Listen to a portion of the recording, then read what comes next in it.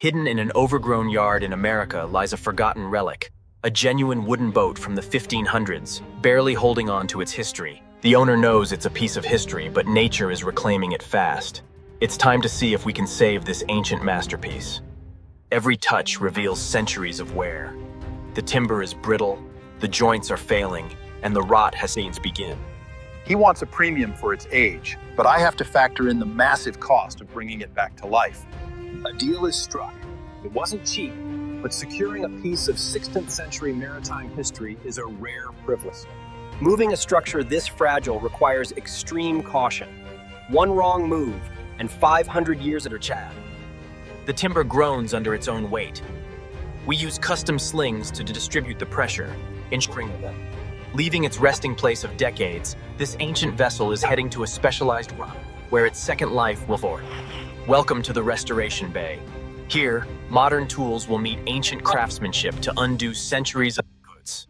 Under the shop lights, the true scale of the damage is visible. It's a daunting sight, but amsleris. The first step is a brutal cleaning. We have to strip away decades of buildup, just to see it. Compressed air reveals the hidden fractures. It clears out the rot we can't reach, showing us xenons, marking the dead zones. Any wood that crumbles under pressure has to go. Surgical removal begins. Using traditional hand tools ensures we don't accidentally damage the original. With the rot removed, the boat looks worse than ever. It's completely exposed, just a skeleton of ribs. To honor its origins, we sourced premium European oak. This raw timber will be transformed to match the goods. Precision milling is critical. Each plank is cut with a slight curve to follow the natural, complex spurs. Machines make the rough cuts, but the final shaping is done by hand. Planing the edges ensures a warrant.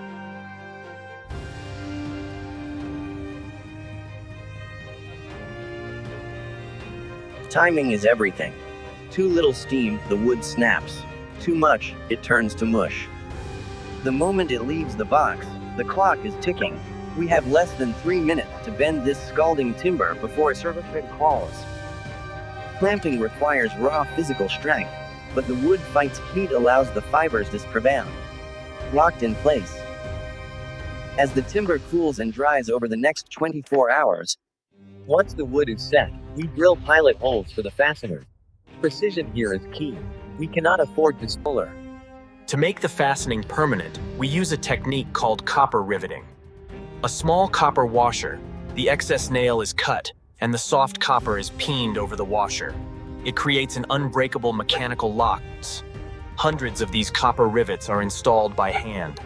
It is an exhausting, tedious process. Even with perfect carpentry, wooden boats leak. To seal the seams between the planks, we use a centuries-old method. Using a caulking iron, the tarred hemp is driven deep into the seams. When the boat hits the water, the wood... To protect the oakum and lock out the water, we melt down traditional marine pitch. It's a messy, volatile substance that requires careful heating. The molten pitch is poured over the seams. It seeps into every microscopic gap, hardening into an impenetrable mass. With the hull structurally complete and sealed, it's time to shape it. We need to smooth out the steps between the planets. Hours of heavy grinding erase the harsh lines. The ancient design finally begins to reveal its truths. The transformation is incredible. What was once a shattered, rotting shell is now a continuous... To preserve the oak without hiding its history, we use traditional tung oil. The moment it touches the graphics, multiple coats are hand-rubbed into the hull. The oil penetrates deep into the fibers, waterproofing the wood. The interior needs just as much attention. Custom-fitted floorboards are laid down, giving the crew a sturdy submergence. We add authentic, period-correct details. Hand-carved seating not only provides comfort, everything is locked down tight with custom-forged iron hardware. In heavy winds, these benches act as crucial structures. A sailing ship is nothing without its mast. We start with a solid, straight-grained fir log. The mast must be perfectly balanced and tapered. It needs to be thick at the base for strength and light at the tops. Stepping the mast is a monumental milestone. As the massive timber drops into place, the boat finally regives. Final touches matter. The rigging hardware is polished to a mirror finish. Every detail is perfect. We commissioned a custom, traditional canvas sail.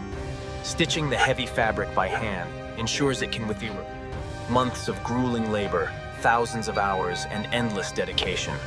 The restoration is complete, but a boat doesn't belong in a workshop. It's time to take this 16th century masterpiece out of the shadows, secured for transport one last time. The journey back to the water begins. The contrast between modern ropes, dawn at the harbor. The water is calm, the wind is quiet. This is the moment of truth. The hull touches the sea for the first time in perhaps a century. The wood immediately begins to drink. She floats perfectly. The balance is flawless.